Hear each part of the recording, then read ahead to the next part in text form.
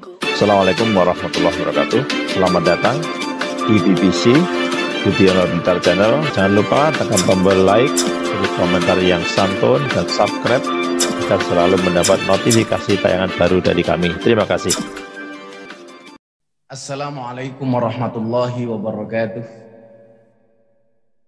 Selamat pagi, salam sejahtera untuk kita semuanya. Om Swastiastu, salam kebajikan, Namo Buddhaya, Salam. Bapak Gubernur beserta istri, Bapak Wakil Gubernur beserta istri. Kenapa saya harus selalu mengikutkan istri di dalamnya? Karena saya meyakini kesuksesan seorang suami berangkat dari doa seorang istri. Itu artinya apa? Semakin banyak istri, semakin banyak yang mendoakan.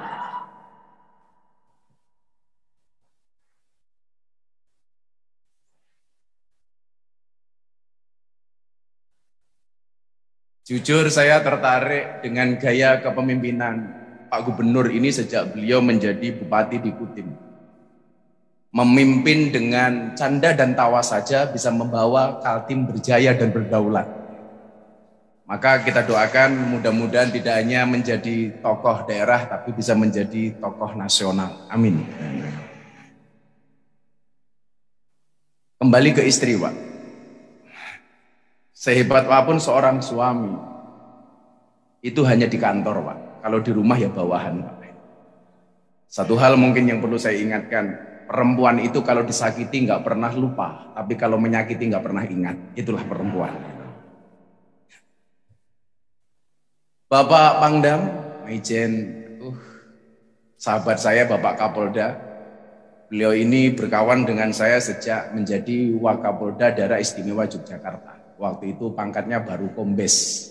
Sekarang sudah bintang 2, sementara saya tetap AKBP. Aku kiainya Bapak Polisi. Bapak Gubernur Senior, Pak Sarwana, yang beliau usianya memang kolonial tapi seleranya milenial. Yang mudah-mudahan Allah panjangkan umurnya.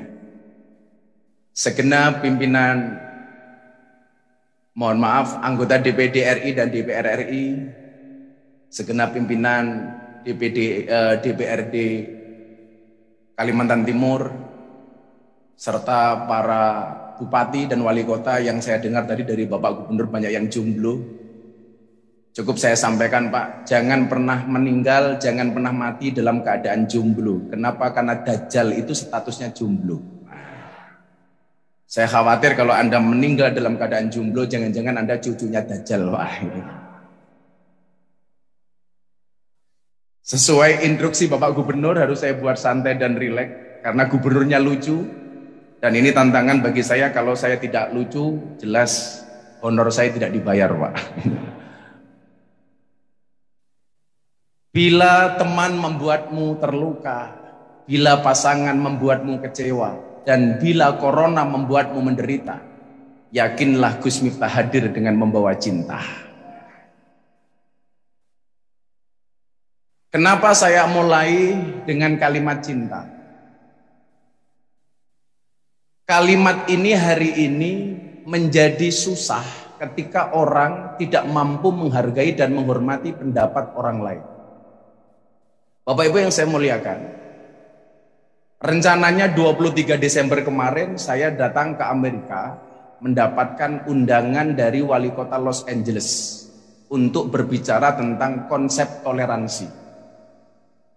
Di mana saya mendapatkan undangan dari wali kota Los Angeles itu gara-gara ceramah saya yang viral di sebuah gereja di Jakarta Utara, di peresmian Gereja Bethel Indonesia di Penjaringan bersama Gubernur DKI Jakarta. Toleransi yang kemudian saya sampaikan saat itu ternyata menjadi trending Twitter waktu itu sampai hampir 2 minggu dan ditranslate dalam bahasa Inggris, kemudian diviralkan di Amerika dan di Eropa. Maka kemudian saya diundang oleh komunitas Katolik yang ada di Amerika untuk berbicara tentang konsep toleransi ala Gus Miftah. Kenapa ini kemudian menjadi penting? Kalau tadi kita simak bersama, bahwa visi misi Kalimantan Timur berdaulat 2023 yang salah satunya adalah untuk mensejahterakan rakyat Kalimantan Timur. Bagaimana kemudian rakyat bisa sejahtera kalau kemudian tidak ada kerukunan di dalamnya? Maka saya ini dulu punya masa lalu seperti Bapak Wakil Gubernur Bapak Hadi yang sama-sama penunggu masjid. Kebetulan saya dengan Pak Hadi ini sama-sama James Bond, jaga masjid dan kebun. Dulu ketika saya tinggal di masjid, saya kebetulan tinggal di masjid orang Muhammadiyah. Saya yang terlahir dan besar sebagai orang NU harus tinggal dan menjadi marbot di masjidnya orang Muhammadiyah. Ada masalah Gus? Nggak ada. Masalahnya hanya satu. Gara-gara saya tinggal di masjidnya orang Muhammadiyah, saya kurus. Berat badan saya hanya 45 kilo.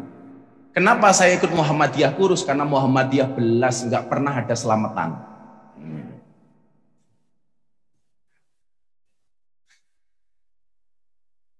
Akhirnya saya menikah, dapat istri orang NU, dan alhamdulillah Ibu Gubernur. Saya gemuk waktu itu 105 kilo. Jadi ketika saya membersamai Bang Imam ini sebagai Wakapolda DIY, waktu itu berat badan saya 105 kilo. Kenapa saya jadi orang NU gemuk? Sederhana Pak, karena orang NU dikit-dikit makan. Yasinan, makan. Tahlilan, makan. Sholawatan, makan. Mujahadahan, makan. Istighosahan, makan. Ada orang sakit minta didoakan, makan. Yang sakit mati, makan lagi Pak. 7 hari. Dan ternyata ketika saya harus berbeda kultur dengan kawan-kawan saya Muhammadiyah, itu yang menjadi pelajaran dan mengedukasi saya untuk menjadi pribadi yang toleran.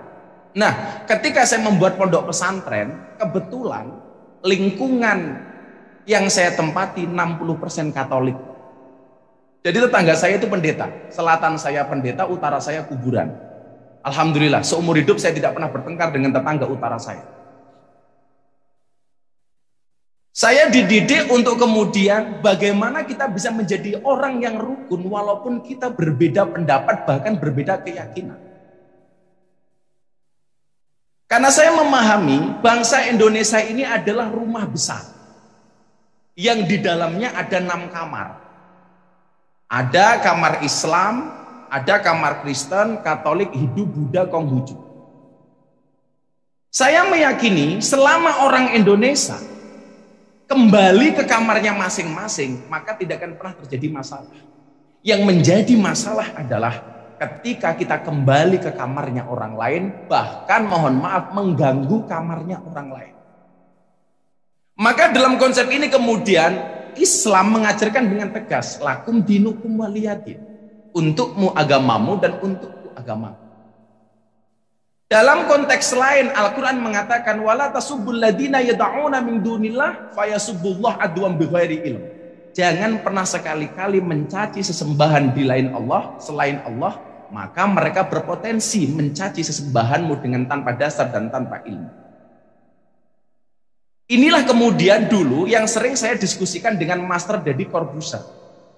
Barangkali catatannya begini, Gus, kok dulu Deddy Corbuzier bisa masuk Islam melalui Gus Miftah? Sekalipun saya tidak pernah ngajak Deddy masuk Islam. Karena waktu itu yang saya sering diskusikan di podcast dan YouTube-nya Mas Deddy itu hanya sekitar kerukunan. Bagaimana kemudian bangsa ini bisa menjadi bangsa yang rukun? Salah satu dasarnya adalah kenapa Kalimantan Timur kalau pengen sejahtera harus rukun, Bapak Ibu. Dulu Nabi Musa itu punya umat, Pak. Umatnya dilanda kekeringan panjang, kemarau panjang, sampai banyak kematian yang ada di dalamnya. Akhirnya sebagai Nabi Musa memerintahkan umatnya untuk menjalankan sholat istikharah. Sholat istisqa, sholat minta air hujan. Sekali sholat, Allah belum turunkan air hujan. 2 kali sholat, Allah belum turunkan air hujan. Sampai ketiga kalinya belum turun air hujan. Kemudian apa? Nabi Musa matur, berdoa kepada Tuhan. Tuhan, kita sudah sholat 3 kali nih, kok belum turun air hujan? Apa jawaban Allah kepada Musa? Musa, tidak mungkin aku menurunkan air hujan kepada kalian, kecuali 2 hal kamu lakukan. Yang pertama, jadilah umat yang rukun. Kalau kamu pengen aku menurunkan air hujan kepada kalian, memberikan rahmatku kepada umatmu, jadilah hamba yang rukun, kata Allah. Kemudian yang kedua apa? Kamu cari waliku, orang yang aku cintai, aku kasih namanya Barah. Lah, Barah ini karakternya seperti Pak Isran Nur, orangnya seneng guyon. Akhirnya apa? Musa ini yang pertama memberikan perintah kepada umatnya untuk menjadi umat yang rukun. Kalau kalian pengen Allah menurunkan rahmatnya, jadilah umat yang rukun. Yang kedua, Nabi Musa mencari walinya Allah namanya Barah. Begitu ketemu, Nabi Musa mengatakan, Barah, silahkan kamu berdoa, karena Allah hanya akan menurunkan air hujan kalau engkau berdoa untuk umatku, kata Musa. Dan Bapak Ibu tahu doanya Barah itu apa? Ketika Nabi Musa bertanya kepada Allah, Tuhan, kenapa saya harus minta doa kepada Barah? Kan saya nabi, dia cuma wali. Apa jawaban Allah kepada Musa? Innahu yudhikuni fil yaumi salasa marrah. Karena Barah itu mampu membuat saya tersenyum minimal sehari 3 kali. Jadi ternyata Pak Pangdam, Pak Kapolda, Allah itu bisa kita buat tersenyum dengan doa-doa kita. Makanya kalau tadi ada bupati wali kota jomblo, ya berdoanya sederhana saja, ya Allah bila dia jodohku, jadikan dia istriku ya Allah, namun bila dia bukan jodohku, mau dicek lagi ya Allah, kira-kira begitulah. Jadi doanya ada peninjauan kembali. Ternyata doanya Barah ini sederhana. Begitu dia mengangkat kedua tangannya, dia berdoa, ya Allah, apakah air hujan itu sudah tidak taat dengan engkau sehingga tidak mau turun ke umatnya Nabi Musa? Ini kan doanya luar biasa sekali. Tuhan, apakah air hujan itu sudah tidak taat kepada engkau sehingga tidak mau turun kepada umatnya Nabi Musa? Saat itu kemudian Allah tersenyum dan kemudian menurunkan air hujan kepada umat Nabi Musa alaihi salam. Makanya saya cocok dengan gayanya Pak Isran, ini luar biasa. Sederhana, santai. Karena memang pola pikirnya harusnya seperti itu. Semalam saya diskusi dengan Pak Wagub. Allah itu mengatakan dalam Al-Quran, la takhaf wa la tahzan, jangan takut, jangan susah. Berarti orang susah itu hukumnya haram, Pak. Bahagia itu hukumnya wajib. Maka ketika saya keliling Eropa waktu itu gara-gara ceramah saya yang viral di klub malam, kebetulan saya itu dulu viral gara-gara saya sering pengajian di klub malam. Saya masuk lokalisasi sejak tahun 2000, pengajian di klub malam sejak tahun 2007. Jadi saya membersamai anak-anak PSK itu sudah 22 tahun. Itulah alasan kenapa saya pakai kacamata hitam, Bu. Supaya kalau ngelirik tidak kelihatan. Karena itu pengajian paling menyenangkan sedunia. Ngajinya berpahala, matanya bervitamin, Pak. Dulu zaman di Jogja, Bang Imam tidak saya ajak. Karena saya khawatir, berani masuk nggak mau keluar.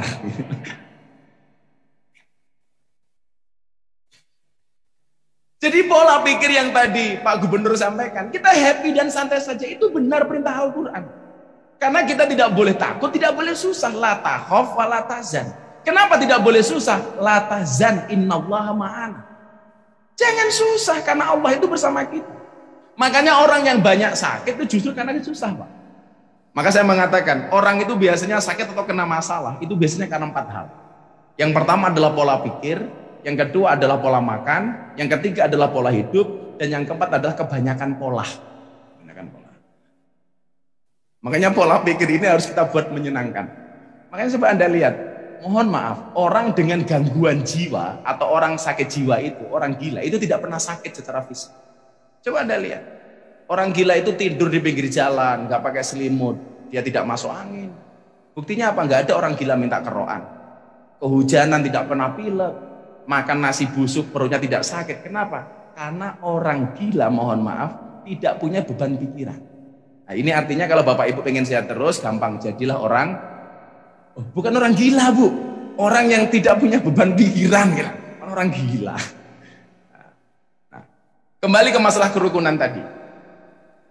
Selama kemudian kita bisa kembali ke kamar kita masing-masing, maka tidak akan pernah terjadi masalah. Dan kesemuanya itu diatur dengan ideologi yang indah yang kita dengar dengan ideologi Pancasila. Maka Bapak Ibu, saya menangis ketika dialog kebangsaan di daerah Jawa Tengah bersama Gubernur Ganjar dengan kawan-kawan mahasiswa dan anak-anak sekolah menengah atas.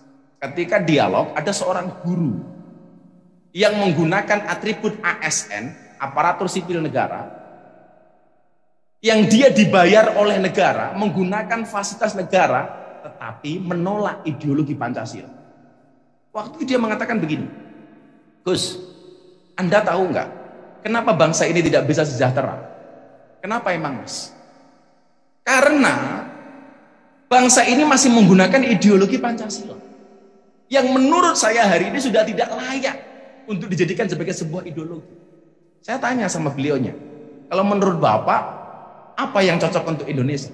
Kalau Indonesia pengen sejahtera, maka Pancasila harus diganti dengan sistem khilafah. Kemudian saya tanya, coba tunjukkan kepada saya di mana ada negara yang berhasil dengan sistem khilafah. Waktu itu yang bersangkutan memberikan contoh Saudi Arabia. Saya bilang, Anda salah, Mas. Mainmu kurang jauh, temanmu kurang banyak, tidurmu kurang malam, kopimu kurang kental. Saudi Arabia itu tidak menggunakan dan menganut sistem khilafah, tapi al-mamlakah. Artinya al-mamlakah itu apa? Kerajaan yang kepemimpinannya turun-temurun dari bapak ke anak-anaknya. Sementara khilafah tidak seperti itu. Anda salah. Maka dengan tegas saya sampaikan, khilafah di Indonesia bukan kok tidak diterima, tapi tertolak secara langsung. Kenapa? Karena tidak sesuai dengan kultur rakyat Indonesia. Karena tidak sesuai dengan kultur bangsa Indonesia.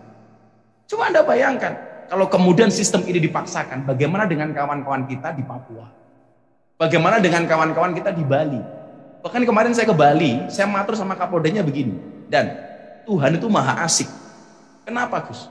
Menciptakan pulau seindah Dewata itu di Pulau Bali yang mayoritas warganya adalah Hindu. Coba Anda bayangkan kalau pulau ini berada di daerah Jawa umpamanya dengan kondisi seperti Bali, maka tidak akan bertahan lama. Dikit-dikit nanti ada bule datang dengan pakaian seksi, ada orang datang teriak traktir, takbir gitu kan.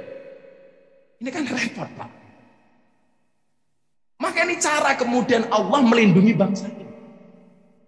Maka saya meyakini pemahaman Pancasila yang baik dan benar mutlak hari ini menjadi sebuah keharusan yang harus dipahami dengan baik oleh teman-teman ASN, anak buahnya Pak Isran.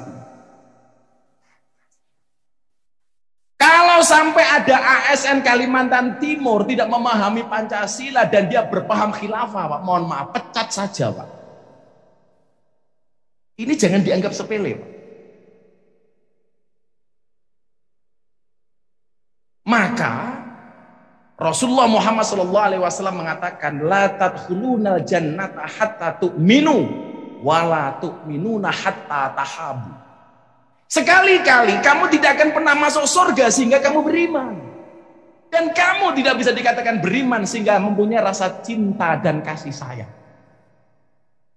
Kamu tidak beriman, kamu tidak akan masuk surga sehingga kamu beriman, dan kamu bisa dikatakan beriman kalau mempunyai rasa cinta dan kasih sayang. Walaupun secara suku kita berbeda. Tadi Pak Isran orang Jawa, saya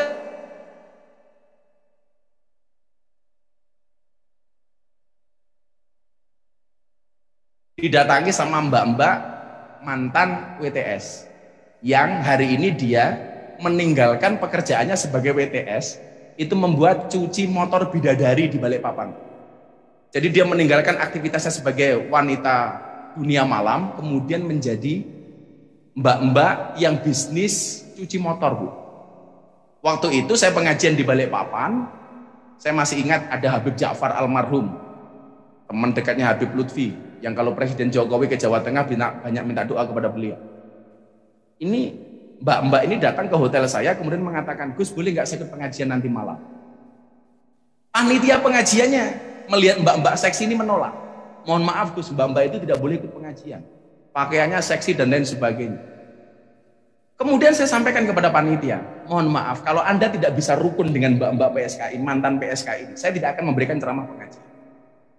Maka saya melihat, kenapa hari ini banyak orang yang tidak mau rukun? Karena merasa terganggu, Pak, kepentingannya. Karena merasa terganggu zona nyamannya.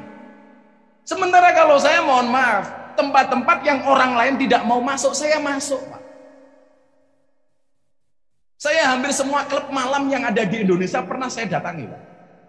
Semua tempat lokalisasi pernah saya datangi. Karena saya punya prinsip, menyalakan lampu di tempat yang gelap dan menyapu itu di tempat yang kotor. Maka saya sering mengatakan, jangan pernah menghina pendosa seolah-olah kita tidak pernah berbuat dosa. Karena pada akhirnya surga itu akan ditempati oleh ahli maksiat yang mau bertobat, bukan orang yang sok suci namun pada akhirnya tersesat.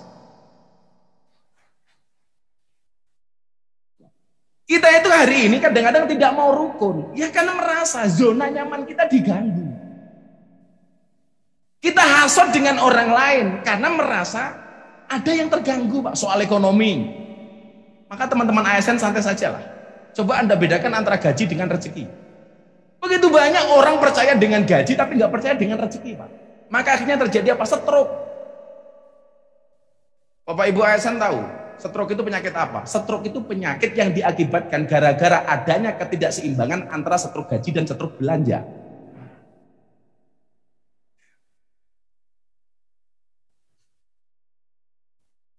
Gara-gara kita mempunyai beda pendapatan, maka kemudian kita menjadi tidak rukun sesama ASN itu sendiri. Percayalah, ada sesuatu yang lebih besar daripada gaji. Bentuknya apa? Rezeki. Makanya sama-sama jadi Kapolda, Bang Imam pasti lebih milih jadi Kapolda Kaltim daripada Kapolda Jakarta. Kenapa? Gajinya sama, rezekinya beda, Pak.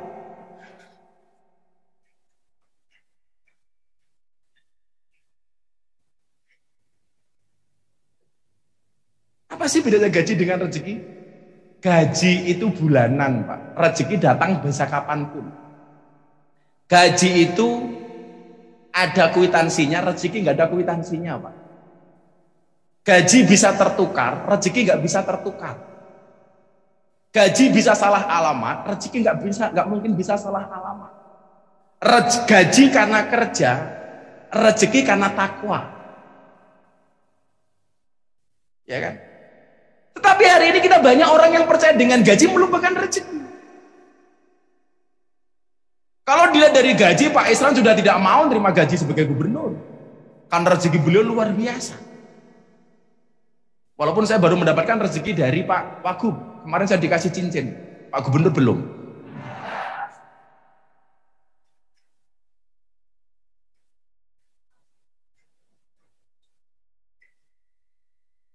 Rencana besok pagi pas sarapan. Mau izin gubernur, saya tidak minta tapi hanya mengingatkan.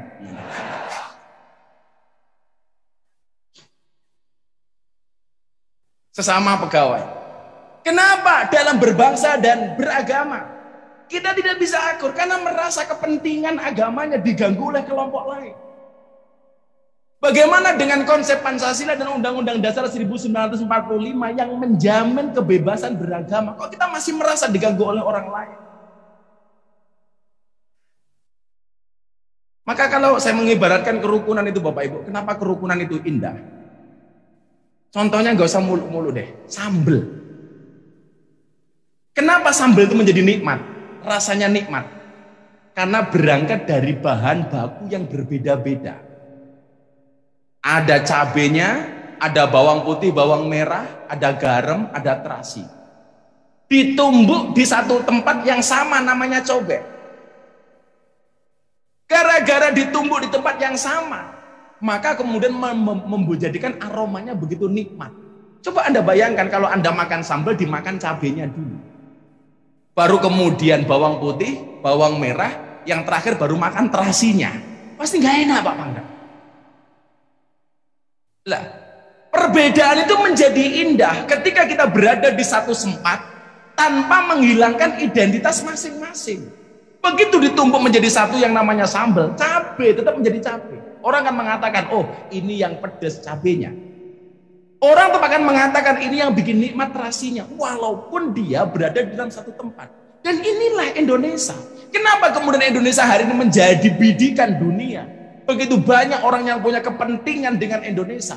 Sampai kemudian Pak Jokowi dengan tegas Indonesia berdaulat. Yang tidak bisa diekspor, jangan diekspor. Kita hentikan semuanya. Entah itu batu bara, nikel, dan lain sebagainya. Kenapa? Karena perbedaan-perbedaan yang ada di Indonesia begitu indah. Dan peluang inilah kemudian yang dimanfaatkan oleh pihak luar, Pak. Mengadu domba sesama anak bangsa dengan keyakinan yang kita miliki. Kenapa? Karena mereka ingat betul, di masa penjajahan, founding fathers dengan para pejuang yang ada di dalamnya hanya bermodalkan bambu runcing, mampu mengusir Belanda dengan kekuatan yang luar biasa. Dengan pesawatnya, dengan tanknya, dan lain sebagainya. Kalah, Pak, dengan pejuang-pejuang kita yang bermodalkan bambu runcing. Kenapa? Karena ada persatuan dan kerukunan yang ada di dalamnya. Maka hari ini mereka mikir, kalau Indonesia harus agresi militer, sekarang tentaranya kuat, polisinya kuat, negaranya hebat. Bagaimana cara menghancurkan bangsa ini? Diadu domba sesama anak bangsa dengan masalah ideologi. Maka kalau dulu kita diadu domba NU Muhammadiyah nggak bisa akur, kemudian kita bisa akur. Sekarang bagaimana kemudian banyak ideologi-ideologi baru beragama masuk ke Indonesia yang sedikit-sedikit mengkafirkan orang lain, menyatakan orang lain haram, kamu neraka, dan lain sebagainya. Makanya kemarin siang Bapak, saya protes keras dengan seseorang yang membuang sesaji yang ada di Gunung Semeru. Karena di Semeru Lumajang itu ada satu budaya lokal namanya Kapitayan, yang mereka masih memegang teguh adat istiadatnya dengan memberikan bunga sesajen di pegunungan. Ada orang yang datang mengatasnamakan Islam, dengan bangganya dia mengatakan apa? Ini yang mendatangkan murka Allah. Dan ini adalah merupakan bibit-bibit ketidakrukunan yang ada di sini. Hari ini begitu gampang kita mengatakan diri kita benar, orang lain salah. Saya benar, Anda salah. Kenapa orang banyak berperilaku seolah-olah dia benar sendiri? Karena dia seolah-olah menjadi wakilnya Tuhan. Maka sering saya sampaikan, Allah menciptakan manusia untuk saling menilai dan menasehati, bukan untuk, Allah menciptakan manusia untuk saling mengenal dan menasehati, bukan untuk saling menilai dan menghakimi. Acap kali kita menjadi hakim dan jaksa bagi kesalahan orang lain, dan menjadi pengacara bagi kesalahan kita sendiri. Kalau budaya seperti ini kita pertahankan, Pak, nggak mungkin bisa akur. Makanya kemarin soal peringatan Natal, orang masih berdebat dari zaman dulu sampai hari ini, apa hukumnya mengucapkan selamat Natal. Barangkali Bang Imam tahu, kalau saya melakukan Idul Fitri, Pak, orang pertama kali yang datang silaturahmi ke tempat saya itu pendeta, Pak. Gus, minal aidin wal faizin, ya. Pendeta loh bisa ngomong minal aidin wal faizin. Bahkan taqabbalallahu minna wa minkum taqabbal yang karim. Walaupun dia bisa ngomong barangkali nggak tahu artinya. Tapi ini keren. Maka begitu perayaan Natal, saya orang yang pertama kali datang ke rumah pendeta. Pak Pendeta selamat. Apakah kemudian hanya gara-gara saya mengucapkan selamat Natal, saya menjadi kafir? Tidak semudah itu, Ferguson. Pak Pangdam, saya ceramah di gereja, begitu saya keluar, trending, Miftah kafir. Gara-gara masuk ke tempat ibadah orang lain. Lah saya bilang, kalau gara-gara masuk ke tempat ibadah orang lain dianggap kafir, berarti orang Jawa Tengah dan Jogja banyak yang kafir, Pak. Kenapa? Karena masuk Prambanan dan Borobudur. Makanya kalau besok Pak Isran masuk gereja gara-gara ada peringatan di situ dibilang kafir, gampang, Pak, syahadat lagi, selesai. Gitu. Kayak beberapa yang kita lihat di medsos. Orang mempermasalahkan lagu naik-naik ke puncak gunung. Naik-naik ke puncak gunung, tinggi-tinggi sekali. Kiri kananku lihat semua banyak pohon cemara. Ini katanya lagu gereja. Kenapa? Karena pohon cemara. Lah ya dari dulu, Pak, yang namanya naik gunung itu adanya pohon cemara, bukan pohon kurma.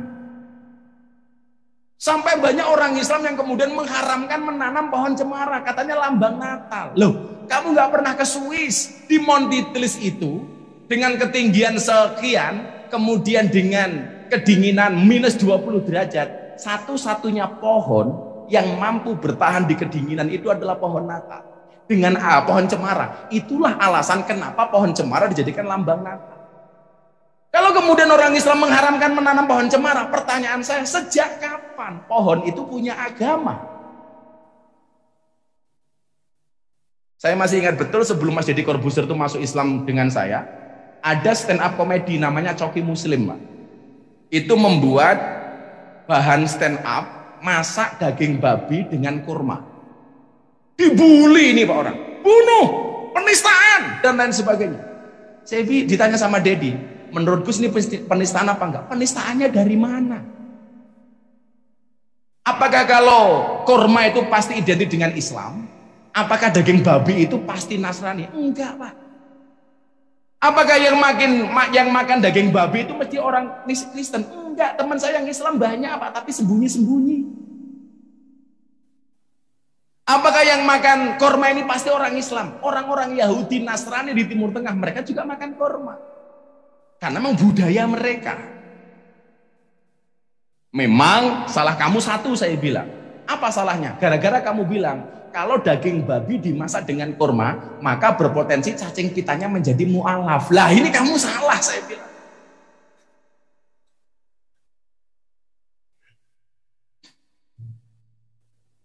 Maka budaya-budaya ini harus kita pertahankan. Dan saya meyakini dengan kondisi bangsa seperti ini, yang mampu membuat bangsa ini rukun adalah satu-satunya ideologi adalah Pancasila. Makanya saya sepakat dengan visi misi Kapolri tentang presisi Kapolri yang membuat bahasa deradikalisasi menjadi bahasa yang sangat santun. Namanya apa? Moderasi beragama. Moderasi beragama. Ini sebenarnya Pak Kapolda, saya waktu ketemu Bang Sik itu beliau bilang, Gus, teman-teman anggota itu dipahamkan. Jangan sampai kemudian kawan-kawan kita yang hari ini kesadaran beragamanya itu tinggi karena COVID takut mati, itu kemudian belajar dari guru yang salah. Saya besok Pak tanggal 24 itu bikin pengajian circle-nya Nikita Mirzani. Jadi orang-orang yang dianggap nyeleneh, dianggap kontroversi dan lain sebagainya, saya kumpulkan teman-teman artis itu. Pemahaman saya sederhana. Orang yang salah pergaulan itu lebih gampang dinasehati daripada yang salah milih pengajian, Pak. Saya ulangi, orang yang salah pergaulan itu lebih gampang dinasehati daripada yang salah milih pengajian. Maka Bapak Ibu di Kalimantan Timur mohon maaf, ikutlah pendapat ahli, jangan ikut-ikutan orang yang ahli berpendapat. Karena Al-Quran mengatakan fas'alu ahla dzikri in kuntum la ta'lam. Lah, kecenderungannya ada beberapa teman-teman anggota baik di TNI maupun Polri, karena ketakutan dia tentang kematian, belajar agama dengan cara yang salah, Pak Pangdam. Saya pernah mendapati sebuah batalion itu ngundang ustadz yang ustadznya anti NKRI karena terprovokasi dengan postingan yang ada di media sosial.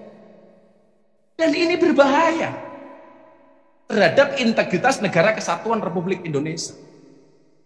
Makanya kalau saya itu nyantai banget, Pak. Tetangga saya Natalan, saya diajak piknik ke Parangtritis pakai bis kota, ya saya datang, saya dijemput pakai bis. Begitu saya naik bis, saya bilang bismillah. Pendeta protes, sorry Gus, kita tidak naik bismillah, tapi bis kota. Oh ya bener Pak. Kalau saya santai banget Pak. Begitu jalan hujan lebat, di jalan banyak petir, dar. Teman saya pendeta bilang, haleluya, haleluya. Saya bilang, Anda salah Pak Pendeta, itu bukan haleluya tapi halilintar. Oh ya deh. Indah Pak bangsa ini. Begitu turun Pak Gubernur di Pantai Parangtritis, saya pakai sarung, lupa nggak pakai celana dalam. Sarung saya membuka kena angin. Pendeta bilang, wow. Saya bilang sama pendeta, salah pendeta, ini bukan wow tapi alif.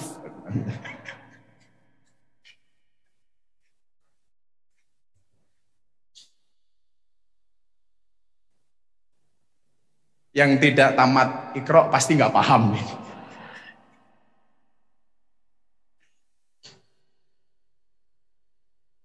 Dan salah satu bukti karakteristik bangsa ini dengan segala integritinya adalah mempertahankan budaya yang ada. Maka Kalimantan dengan budaya Dayaknya dan lain sebagainya perlu identitas itu dipertahankan. Saya tadi sebenarnya berharap Pak Gubernur, saya pengen kajian ini menggunakan apa namanya ini? Iket Halan Dayak, tapi belum ada yang ngasih Pak Gubernur. Panitianya kurang pengertian ini Bapak. Karena saya menjunjung tinggi kearifan lokal, the local wisdom. Jangan sampai kemudian budaya-budaya luar yang hari ini kita pakai. Satu kritik saya kemarin kepada Menteri Pendidikan, saya bilang, di saat bangsa ini meluntur dan menipis nasionalismenya, justru pelajaran-pelajaran di sekolah menafikan dan meminimalisir pendidikan-pendidikan tentang wawasan kebangsaan. Coba kalau kita lihat, zaman saya dulu sekolah, mungkin Pak Gubernur, Pak Pangdam, Pak Kapolda ya, kita diajarkan untuk mencintai bangsa ini dengan pelajaran-pelajaran yang memang mendukung untuk itu. Kita dikasih pelajaran PSPB, pendidikan sejarah perjuangan bangsa, supaya siswa didik mengenal sejarahnya. Jas merah jangan sekali-kali merupakan sejarah. Coba, kita diperintahkan untuk menyanyikan lagu-lagu wajib nasional, wajib hafal. Sekarang mana ada, Pak? PSBB dihapus. Anak-anak lagi sudah tidak mengenal lagu wajib-wajib nasional. Nggak tahu. Dulu kita diperintahkan untuk menghafal nama-nama pahlawan, sehingga ruang kelas rumah kita dipasang gambar-gambar pahlawan. Sekarang mana ada, Pak? Dulu kita dikenalkan dengan Cut Nyadin, Cut Mutia. Sekarang nggak tahu, Pak. Taunya Cut Nini, Cut Keke, Cut Tari, Pak.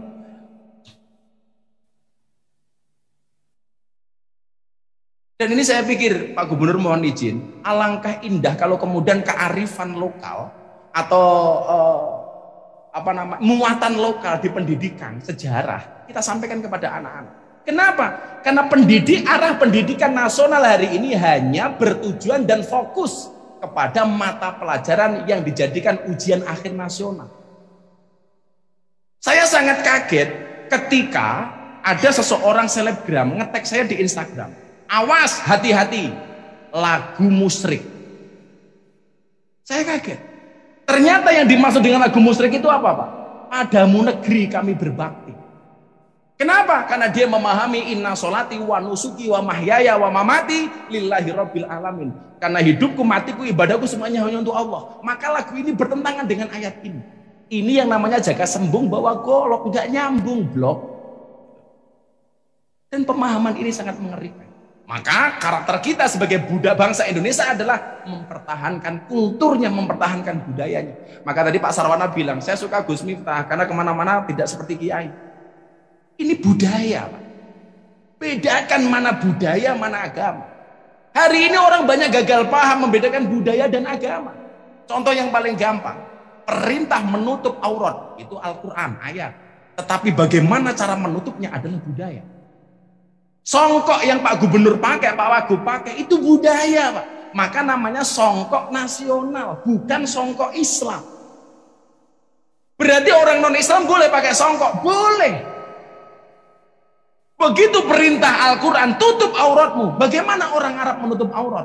Mereka menutup auratnya dengan menggunakan jubah. Pertanyaannya adalah, begitu masuk Kalimantan, haruskah kita menggunakan jubah? Enggak. Boleh pakai jubah? Boleh. Tapi tentunya sesuai dengan kondisi. Pekerjaan narik becak di alun-alun Kalimantan Timur pakai jubah. Naudzubillah min dzalik, narik remnya bisa salah.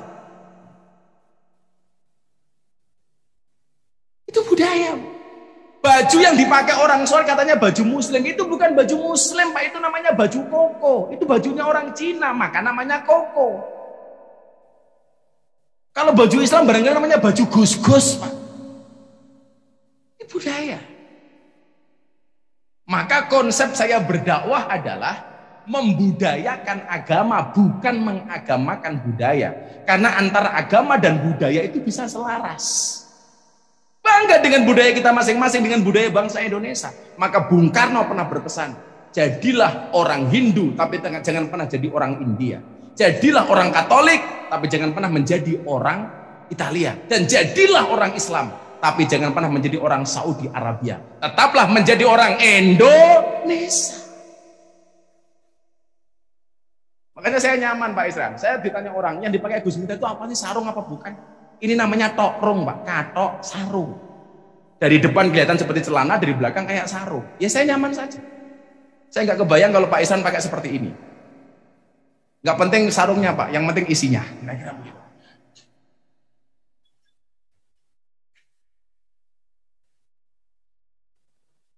Maka saya berharap dari Kalimantan Timur ini tidak hanya menjadi daerah yang tadi beliau bilang yang happy warganya, harapan hidupnya lebih tinggi, tetapi di HUT yang ke-65 ini Kalimantan Timur bisa menjadi daerah yang kembali menyemangatkan gelora kebangsaan, menjadi daerah yang warganya semuanya memiliki nasionalisme yang luar biasa.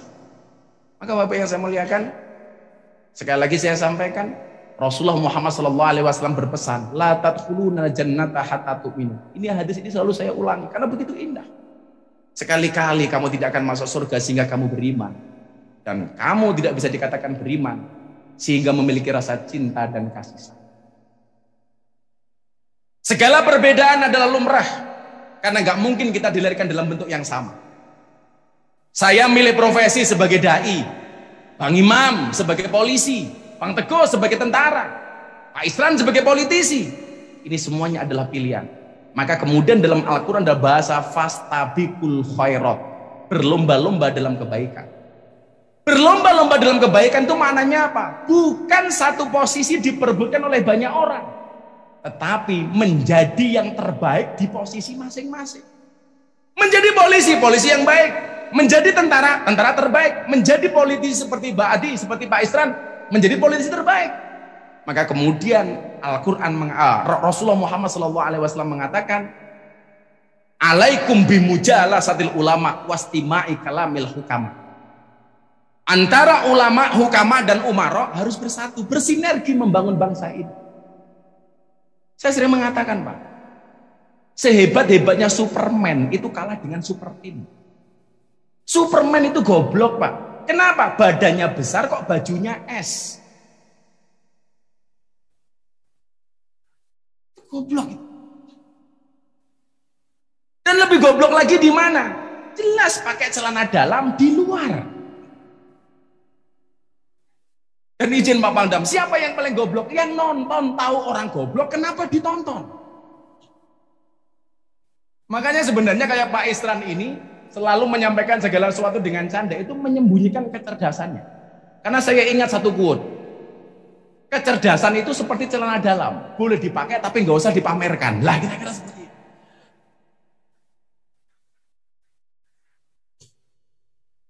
Maka untuk membangun Kaltim ini, setelah tadi rukun, maka langkah selanjutnya adalah sinergi antara semua kelompok dan golongan, antar sesama Forkompinda. Maka tadi ada bahasa kubaro, ada bahasa umaro, ada bahasa ulama. Ini sinergitas antara ulama dan para pemimpin. Maka kalau di Jakarta itu hari ini yang diributkan terus apa Bang Imam? Kriminalisasi ulama. Saya bilang nggak ada istilah kriminalisasi ulama. Kalau tak kemudian ada ulama yang ditangkap sama polisi, itu bukan kriminalisasi, tapi proses hukum terhadap ulama yang kriminal. Bisa Habib, bisa Kiai, bisa Gus, bisa Ustadz. Selama dia ada unsur yang terpenuhi ditangkap, itu bukan kriminalisasi, Pak. Kan selalu saja ulama dan polisi dibenturkan. Oh, ini ada kriminalisasi. Bagi saya tidak. Yang namanya kriminalisasi itu izin Pak Gubernur, kalau ngundang kiai pulang tidak diamplopi. Lah itu kriminalisasi. Itu bisa dilaporkan ke Polda, dugaan pelanggaran KUHP pasal 378, penipuan.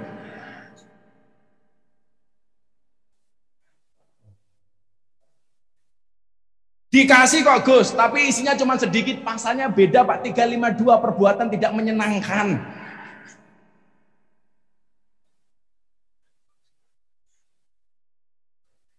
Kok Kapolda sama Pangdam tidak nambahi, kena pasal turut serta, hati-hati Pak.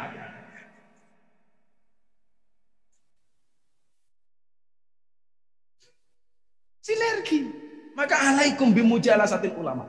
Boleh nggak ulama itu ngeritik gubernur? Boleh, tapi dengan cara etika yang baik. Watawasobil haq, watawasobil sobar. Bapak Ibu, salah satu gubernur yang sering dikritik itu namanya Khalifah Harun Ar-Rasyid. Harun Ar-Rasyid. Harun Ar-Rasyid itu menjadi pemimpin yang top gara-gara dia punya kiai yang lucu. Makanya pemimpin-pemimpin dulu itu Pak, rata-rata raja atau presiden, supaya dia tidak stres dengan aktivitasnya itu mencari orang lucu. Makanya konon, kebetulan orang ini teman saya. Pak Jokowi itu seneng dengan Menteri Investasi Pak Bahlil. Karena Pak Bahlil itu orangnya lucu, Pak. Bahkan ketika saya ceramah nasihat pernikahan di nikahnya Atta Halilintar, yang Pak Presiden hadir, saya ditelepon sama Mas Praktik, Menseknek. Gus, terima kasih ya. Kenapa? Pak Menteri, sudah 3 bulan Presiden tuh nggak pernah ketawa gara-gara COVID. Hari ini saya melihat Presiden tertawa terbahak-bahak mendengarkan ceramah Gus Miftah. Terima kasih ya Gus. Maka happy ini menjadi penting. Lah, Khalifah Harun ar-Rasyid ini itu sering dikritik, Pak. Ada seorang ulama yang keras yang datang kepada Harun ar-Rasyid. Ini nasihun lak, wahai Khalifah, saya akan menasihati Anda. Famusaddidun alaika. Tapi nasihat ini akan sangat keras untuk Anda. Wala tajidanna fi nafsika alayya say'an, tolong Anda jangan marah dengan saya. Apa jawaban Khalifah Harun ar-Rasyid? Innallaha ta'ala qad arsala man huwa khairum minka ila man huwa syarrum minni. Sesungguhnya Allah pernah mengutus orang yang lebih baik dibandingkan Anda kepada orang yang lebih jelek dibandingkan saya. Yang dimaksud siapa? Orang yang lebih baik dibandingkan Anda maksudnya adalah Nabi Harun dan Nabi Musa. Diutus untuk siapa? Kepada orang yang lebih jelek dibandingkan saya. Siapa? Maksudnya Fir'aun. Tapi apa perintah Allah kepada Harun dan Musa? Hei Harun Musa, fakulalahu qaulal layyina. Kamu kalau berbicara dengan Fir'aun, menasihati Fir'aun, berbicaralah dengan bahasa yang lemah dan lembut. Jadi kalau kemudian ada masukan kepada gubernur bahkan presiden boleh, tapi fakulalahu qaulal layyina, dengan bahasa yang lemah dan lembut. Coba hari ini begitu orang tidak suka dengan presiden, bahasanya bunuh Jokowi. Ini bahasa model apa? Ketika ditangkap sama polisi katanya kriminalisasi. Ini jelas perbuatan kriminal. Dan ini terjadi, Pak. Kalau kemudian kita sebagai orang Kaltim tidak bangga dengan gubernurnya, sebagai orang Indonesia tidak bangga dengan presidennya, bagaimana dengan orang luar, Pak? Maka mencintai pemimpin itu hukumnya wajib. Kemudian ada undang-undang. Atiullah wa atiur rasul wa ulil amri minkum. Taatlah kamu kepada Allah, taatlah kamu kepada Rasul dan kepada para pemimpin. Apa yang membedakan di antara ayat ini? Begitu taat kepada Allah langsung dengan menggunakan perintah fi'il amr, taatlah. Kepada Nabi, taatlah. Tetapi begitu kepada pemimpin, tidak menggunakan bahasa taat, tapi menggunakan kalimat dan. Kenapa? Karena ada pengecualian. Artinya apa? Kalau pemimpin benar, kita taati. Kalau toh kemudian salah, kita kritisi dengan cara yang baik dan benar. Wa tawassaw bil haq, wa tawassaw bis sabr. Nah, setelah kita rukun, kemudian kita bersinergi, yakinlah dengan sumber daya alam yang dimiliki oleh Kalimantan Timur. Saya yakin Kalimantan Timur akan menjadi daerah yang berdaulat dan insya Allah akan mensejahterakan rakyatnya. Amin Allahumma amin. Barangkali seperti itu Pak Gubernur, karena saya tadi kasih waktu sama panitia 30 menit, ini sudah lebih. Karena saya mau panjang mau pendek sama Pak, sama-sama jawabannya tidak jelas maksudnya gitu. Maka kalau kita naik mobil, kenapa kaca mobil bagian depan itu pasti jauh lebih besar daripada kaca spion? Jawabannya adalah karena masa depan bangsa Indonesia pasti jauh lebih baik daripada masa lalunya. Melupakan Allah itu dosa, melupakan orang tua itu durhaka, melupakan Kalimantan Timur mana bisa. Terima kasih. Assalamualaikum warahmatullahi wabarakatuh. Terima kasih kepada Gus Miftah. Hadirin boleh berikan tepuk tangan yang meriah sekali lagi. Teman-teman, terima kasih setelah menonton video ini. Semoga bermanfaat bagi kita semuanya. Amin, amin, ya rabbal alamin. Ini kita akhiri. Wassalamualaikum warahmatullahi wabarakatuh.